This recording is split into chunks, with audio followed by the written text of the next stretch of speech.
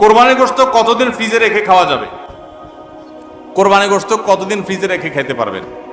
ভাইরা আমার, এটার কোনো লিমিটেশন নাই। এটা নির্ভর করবে আপনার রুচির উপরে। এটা নির্ভর করবে যে আপনি কতদিন রেখে নিজে খেতে চাচ্ছেন বা এটা কতদিন ভালো থাকে তার উপরে। অনেকে খুব বেশি দিন গোশত ফ্রিজে রেখে, মাছ ফ্রিজে রেখে খেতে পছন্দ করেন না। ভাইরা আমার, কোরবানির গোশত যেহেতু আল্লাহকে আমি দিয়ে দিয়েছি, এটা আসলে আমার কিনা গোশতের মতো না।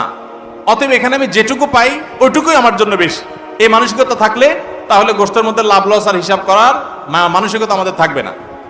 কোরবানির পশুর গোশত বেশিরভাগই দান করে দিবেন। আপনি 3 ভাগের 1 ভাগ দান করলেন, 1 ভাগ আত্মীয় স্বজনকে খাওয়ালেন, আরেক ভাগ আপনি রেখে দিলেন। এটা হলো মুস্তাহাব, কিন্তু এটা জরুরি না। কেউ যদি বেশিরভাগও রেখে দেয় তার কোরবানি হয়ে যাবে। উদ্দেশ্য যদি আল্লাহকে খুশি করা হয়, গোশতটা যদি মূল উদ্দেশ্য না হয়।